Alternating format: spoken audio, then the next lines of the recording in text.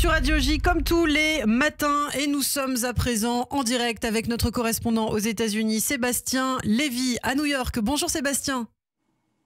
Bonjour Ilana, bonjour à tous. Merci beaucoup d'être avec nous comme chaque semaine, comme chaque lundi. Alors, on a entendu cette nuit Joe Biden, le président américain, appeler à ne pas oublier ou réécrire l'assaut du Capitole. Et justement, nous sommes le 6 janvier, parce que c'était le 6 janvier 2021, cette journée. Pourquoi c'est considéré comme une date marquante dans l'histoire des États-Unis? Est-ce qu'on peut rappeler d'ailleurs ce qui s'est passé le 6 janvier 2021 aux États-Unis, Sébastien? Alors en fait, il faut savoir que le 6 janvier, tous les 4 ans, c'est le processus de certification de l'élection par la Chambre des représentants. Donc aujourd'hui, Kamala Harris va certifier la victoire de Donald Trump, comme Mike Pence l'avait fait pour Joe Biden il y a 4 ans. Donc c'est 4 ans, tous les 4 ans, vous avez cette cérémonie. Et c'est effectivement, Joe Biden a tenu à rappeler l'importance de cette journée du 6 janvier 2021 pour ne pas oublier. C'est une journée à la fois historique et aussi dramatique dans l'histoire politique des États-Unis. Il l'a fait en publiant une tribune dans le Washington Post et aussi, il y a quelques jours, en décorant Liz Cheney, qui était une républicaine très engagée à la pointe de la commission d'enquête sur le 6 janvier 2021. Donc c'était vraiment pour rappeler l'importance de ce jour. Donc je pense que c'est important de rappeler ce qui s'est passé le 6 janvier 2021, qui n'est pas un jour comme un autre. Il faut savoir que le 6 janvier 2021, ça a été donc l'assaut contre le Capitole pour bloquer la certification par un certain nombre de manifestants trumpistes, qui a conduit aussi à la mort de 5 personnes. Mais il faut savoir que le 6 janvier 2021 n'est pas une espèce de manifestation qui aurait mal tourné, c'est l'aboutissement d'un processus qui a démarré le 3 novembre 2020 avec la date de l'élection présidentielle de 2020. Et le soir même de cette élection, Donald Trump a dit « Nous avons gagné cette élection et il y a des tricheries ». Et pendant deux mois, vous avez eu en fait Donald Trump qui n'a cessé en fait d'avoir des fausses informations, de donner des fausses informations sur les réseaux sociaux notamment. Il a engagé 60 procédures de contestation des résultats. Il a appelé lui-même 2 gouverneurs d'Arizona et de Georgie pour faire invalider l'élection, pour dire il faut que vous me trouviez des voix parce que ce qui s'est passé est inacceptable. Il n'a jamais pu démontrer la moindre fraude, mais il a en fait porté un préjudice terrible à la démocratie américaine en faisant porter le doute sur la légitimité du scrutin et en disant qu'il y avait eu des fraudes massives qui n'ont jamais eu lieu. Donc en fait, il a chauffé à blanc ses supporters et il a dit quelques jours avant le 6 janvier, venez tous le 6 janvier, jour de la certification des élections à une manif qu'il organisait.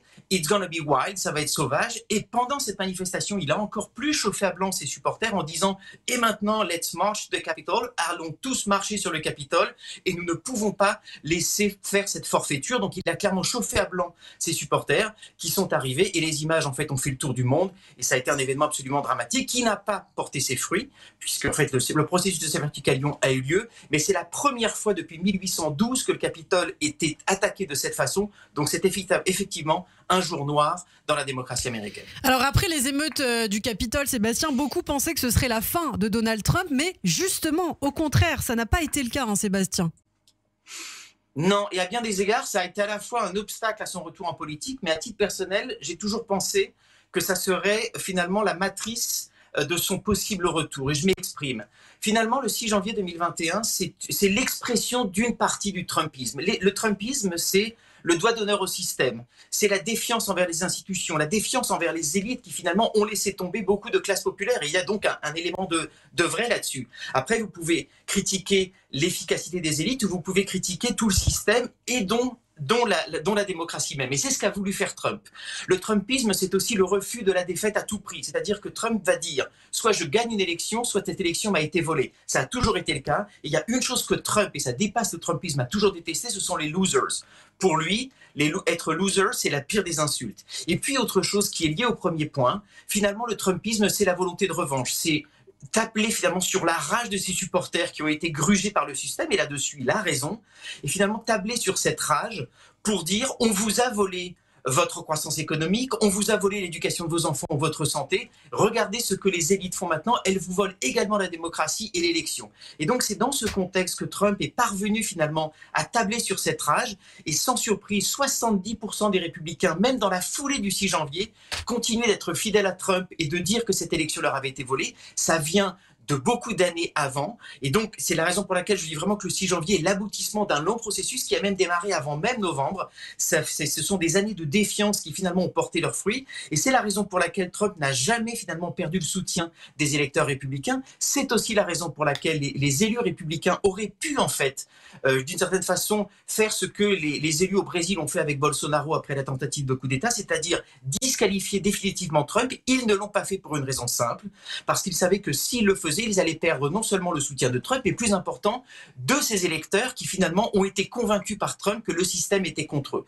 Et donc, finalement, c'est le génie politique de Trump d'avoir su non pas s'excuser du 6 janvier, mais capitaliser sur le 6 janvier comme moteur de son retour triomphant en politique, notamment avec la primaire républicaine qu'il a emportée très très nettement.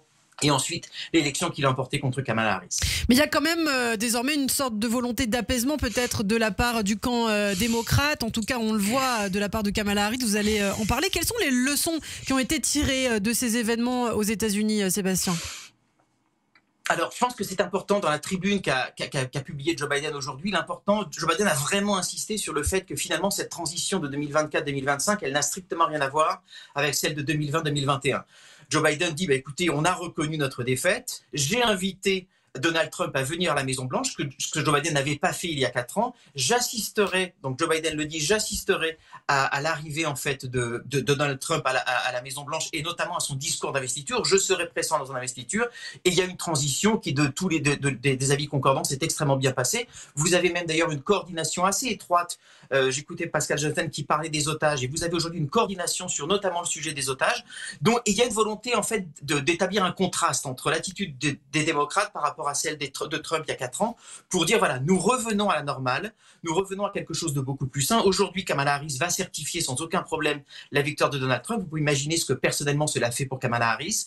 Et on sait très bien, pour le coup, il n'y a aucune mesure de sécurité à Washington aujourd'hui. La transition va bien se faire. Donc il y a une volonté, au-delà même de jouer les démocrates, de dire regardez, nous on est mieux que les républicains. C'est en espérant que finalement l'Amérique saura se réconcilier.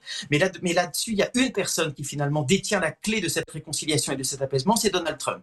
Est-ce que Donald Trump va être capable de dire écoutez, la démocratie fonctionne, les institutions fonctionnent, et donc vous pouvez avoir confiance dans le résultat des élections, ou est-ce qu'il continuera de jouer cette petite musique de dire écoutez, en fait, tant que je gagne, les élections sont bonnes, si je perds, les élections sont truquées. Donc Donald Trump a un rôle immense à jouer. On peut espérer, étant donné que c'est son 2e mandat et que finalement il a eu finalement sa revanche, on peut espérer, j'ai un certain nombre de doutes, mais on peut l'espérer, qu'il jouera le quart de l'apaisement. C'est à cette seule condition que les Américains sauront finalement oublier la défiance, enfin une partie des Américains sauront oublier leur défiance envers les institutions démocratiques et revenir à une vraie pratique démocratique où finalement on a confiance dans les élections, que l'on gagne ou que l'on perd les élections. C'est aussi l'enjeu des 4 prochaines années et un élément très très important sera si oui ou non Donald Trump graciera les émeutiers du 6 janvier. Il a dit, il les a appelés des otages. On verra si Trump veut l'apaisement de la démocratie américaine. Il ne graciera pas, en tout cas pas tous les émeutiers du 6 janvier. Ce sera un test majeur de sa présidence et de sa volonté de parvenir à la réconciliation aux États-Unis. En tout cas, ce que vous nous dites, c'est qu'aujourd'hui, la démocratie américaine est quelque peu abîmée, fragilisée, Sébastien. Elle continue de l'être parce que vous continuez d'avoir et parce que Donald Trump, lors de la dernière élection, a continué de mettre en doute la véracité des résultats. Alors, il a évidemment changé de discours quand il a vu que finalement, il gagnait l'élection, mais vous continuez d'avoir au sein notamment de certains électeurs républicains trumpistes, vous avez aujourd'hui des gens qui continuent à dire on n'est pas sûr de notre vote, on n'est pas complètement certain. Donc, c'est très important que ça vienne de lui pour finalement être capable vraiment d'opérer un grand rassemblement des Américains autour de leur démocratie. On a l'avantage en Europe ou même en Israël de ne pas avoir ce type de mise en doute des institutions et du vote et de la légitimité du vote. Les États-Unis, vous avez un vrai problème. Il faut espérer que le 6 janvier 2021 aura été un accident très malheureux, mais beaucoup de choses maintenant vont dépendre de la capacité de Trump ou pas à opérer cette réconciliation. Alors il nous reste un peu de temps, je voulais aussi vous faire réagir des décorations au lourd sens politique décernées par Joe Biden. Vous l'avez peut-être vu, Joe Biden qui a décerné plusieurs médailles, notamment à George Soros, il me semble, véritable épouvantail des républicains, Sébastien. Ça tombe justement à un moment... Et de Netanyahou. C'est ça tombe à un moment un petit peu aussi compliqué pour Joe Biden. Il veut laisser sa trace, sa marque, c'est ce qu'on a l'impression. Vous avez eu plein de petites pierres qui ont été lancées par Joe Biden récemment, pas tellement publiquement, mais en tout cas dans des événements qu'il a fait. Il n'a pas tellement parlé à la presse. En revanche, cette cérémonie et donc des personnes qu'il a décorées, c'est clairement pour marquer son héritage. Donc vous avez George Soros, vous avez également Liz Cheney, vous avez Hillary Clinton, donc beaucoup d'épouvantail. C'est aussi une façon de troller Donald Trump en disant voilà, je te laisse le pouvoir, mais je te laisse quand même des petites peaux de Batman et des choses qui vont te mettre en rage. Et ça n'a pas raté puisque vous avez eu Donald Trump qui a tweeté absolument en rage après ces différentes décorations. Donc pour le coup, ce trolling de la part de Joe Biden, je pense, a assez bien fonctionné. Eh bien, merci beaucoup Sébastien Lévy. Merci pour ces informations. On continuera à suivre les développements sur la scène politique américaine avec vous chaque semaine. Rendez-vous donc la semaine prochaine. Merci.